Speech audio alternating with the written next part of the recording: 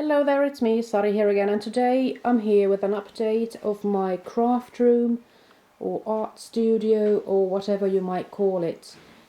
Here I've just changed the location for my table, which now is extended with two different boards, you could say. Normally it's a table for 6, but now you could actually be 8 there if I would just pull the table out just a little bit more, and I could actually fit in one on another over there and possibly have 6 people in the center. But now I'm expecting, let's say, 3 or 4 guests, and I'm hoping we'll be fitting there snugly and nicely. And well, this living room slash art studio is in an old attic, as you can see right here. The sloping roofs, of course, are giving me a hard time. They sort of challenge me, and well, they define what kind of furniture I can go for. Mostly that is sort of low kind of furniture. In the corner there, I'm just keeping the spare stools. I mean, I've got 8 stools or chairs that I have to keep somewhere. Back here I've got some owls, and I'm just realizing that this isn't that much of a crafty thing, but I do like those owls, especially that one, which I got in Borås a few years ago. So I'm going to turn over right now, and this is where the magic is going to happen, I hope. Well, now bump my head into one of those sloping roofs, so nothing to care about. I just touched it slightly. And this is what I just finished doing just the other day. I've had the sofa and the table in this big area before, but I just felt it was so difficult to organize the TV set and everything with the sofa, because yeah, I mean, so I think it's fitting better in underneath that sloping roof there. We can sling it's a recliner sofa. I can actually put my legs up after a long day on my feet, so that's really nice. And well, let's not bother about that anymore. So this is where the magic starts to happen. This is where my craft space is, or my art studio, or whatever you might fancy calling it. I've got lots of chests of drawers. Most of them are from Ikea. They are called MALM. I'll be putting the names in the description box below the film, so you can find all the detail you need. And if you have any questions, I'll be adding on some more information as quickly as I possibly can. So let's see. A couple of MALM drawers there, and there is one that's called HEMNES. Back there is 2 shelves actually that are called BESTÅ, and I've got some storage things for papers and such there. 2 of these are out of carton, whilst the other one out of metal. And I'm just keeping my stamps here. Most of them are easy mounted or mounted on easy mount, and I've got my pens and things that I sort of keep in place if I'm going to have a class when it comes to stamping techniques or something similar to that. If I'm going to turn around, and I'm really sorry for this turning and twisting everywhere, but this is what it's going to be like, I'm sure. In this set of drawers, I'm keeping most of my crafty projects, so I have easy access for them. Beforehand, I did have them in sort of plastic containers and everything, and I just didn't know where they were. But in this beautiful chest of drawers, I can actually fit in most of them. I also store some papers that can just clean up my hands and everything. And in here I have my baby wipes of sorts, or just cleaning wipes. I'm going to turn over right now like this, just to see what kind of a mayhem I've got going on in my drawers here. Here are some stickers, and here are some miscellaneous things, a sort of mixed media and a mixed box altogether really. This is a heavy one. I've got some mixed media things there, spray colors and everything, and here are lots of pens. And the thing about the new MALM drawers is that they do have a metal sort of thing underneath, which makes it possible to store quite heavy items in this. I just finished reorganizing my stamps, so I put my clear stamps in 2 drawers like this. Mostly I'm storing them by company or size. I did have sort of a way to organize them, and I haven't changed that. But the main thing is that I'm using just, you know, old cartons and putting in the stamps that I can fit in. And I've got another drawer here, down here, and I've got some bigger stamps there. So I'm thinking that it's rather easy to just browse through them. Before I had them on those billy shelves that I'll be showing you shortly. In here I'm keeping different sort of die cut decorations and everything. They are stored in boxes. I used to have these in a small shelf as well, but since I did this reorganizing, I just couldn't fit those anymore. And in there it's quite a few books. I do have a tendency of overbuying those books. And well, here is something that I'm working on right now, so I'm keeping it there just to remind myself that it's there really. Here I've got, I think it could be Michael or Mickey or something that it's called. It's a sort of a trolley that you could have by your desk, computer space I suppose. But in this case I'm keeping my Big Shot Plus there. Just because I find it's a rather nice height for me to work on. I've got a door here, and in here I'm keeping things that could be actually stored in a sort of a dark space. This is sort of Mordor-like place, I'm sure. Lots of papers and everything here. They are kept in a sort of a cool and dark place, and I like that possibility.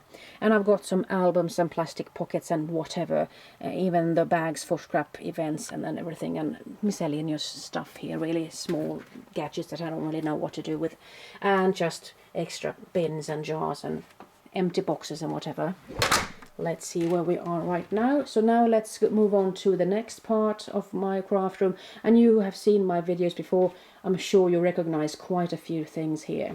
So here are my billy shelves, and I do keep my cling mounted stamps from Tim Holtz and Stampers Anonymous there. I do keep my small packs or pads of paper there. Also some just random things down there, things for Project Life and such. And even more just, you know, junk almost. And in here just put those embossing folders just to have easy access to them really. And moving back, I'll let you see what I have here. So I've got 3 MALM drawers there, and I've got 3 BESTÅ shelves there. I do like these BESTÅ shelves because they come in various widths. This is a 20 centimeter wide or deep shelf, and it isn't higher than 60 centimeters I believe, and I think that it gives, together with this kitchen tabletop sort of thingy, it gives me a rather nice working space, as well as having storage for ink pads, sprays and whatever sort of mixed media like that I want to use at a quick hand reach. I've got some embossing powders there, and the distress ink blending tools and some brushes and different things in those see-through boxes that I found at MUJI at Åhléns here in Sweden. It's a Japanese company that has these really beautiful sort of see-through acrylic boxes. I think that they are mostly for jewels and perhaps makeup and things. So you can find them in those kinds of stores, I'm sure. And just moving back here to the first section of that MALM, I'm keeping some of my tools here that I want to have easy access to. Here I keep lots of my ribbons and strings and everything, and down here I've got some mixed media things going on with some acrylic paints and everything, and I've got some more mixed media things down there. Moving on, I've got some glues and acrylic blocks and nail files and measuring tapes or whatever, and here are some letter stamps. I keep them here because I just want them to have a place of their own, and I also keep some of my bigger stamp sets that I can't really fit in anywhere else. Here I got some tapes, and down here I got something for this or the binder tool, or perhaps even the zinch machine. So there are different kinds of coils, I should say. And the third one does contain my trimmers. And then I've got some washi tapes and some foam tape adhesive things there. And this is just where I keep my score pals and scoring boards and everything. And this is just where I have those laminating machines and pouches and everything. So let's see. I do keep my spare pieces or leftover pieces of papers in these kinds of boxes, and I do have quite a few of them, and I'm just storing them down here because I don't have the space for them anymore as I used to have. In this case, I'm just storing all of my white pieces of paper that I'm cutting and just having easy access to them. And here I'm having a sort of a well, all for the heat guns and the glue guns and everything. I have my space there, since I have changed from having worked there before to more and more working here, because this is where I keep my tripod and my video camera and everything when I'm shooting my videos. So I'm sort of having an easy access to all of these things. Well, here you can see 4 MALM drawers. I mean, one might think that how many MALM drawers can one person have? Well, I have quite a few.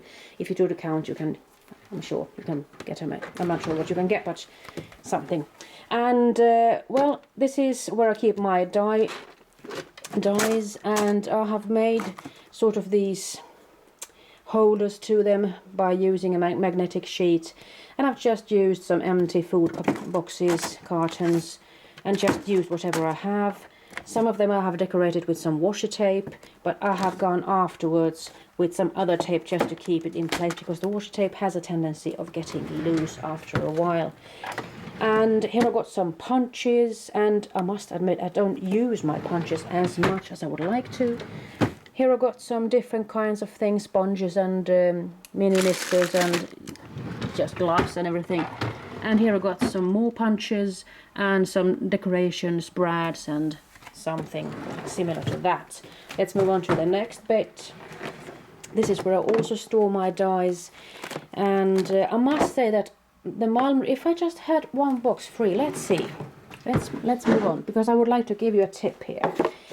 When it comes to storing dies, and if you are going for this system, these fit in perfectly, and you can actually keep 3 of these beside each other in a MALM drawer. So these are the perfect purchase, and these are called VARIERA, I believe. I'll be putting the name down there, VARIERA, and you can find these in the kitchen section. These come in different sizes as well, and these are really sturdy and it's really hard plastic, so you can really go far with them. They're easy to bring to craft events also. And I have put some of those big dies from Sizzix here as well, just because I had the room for them in the front. In the back there I'm keeping the long dies, as well as some different kinds of dies from Quick Cuts and perhaps even Cuttlebell there. And down here I'm keeping my machines. It could be the Zutter, the Dream Cuts and the Cinches, and even a big sort of a crocodile thing there.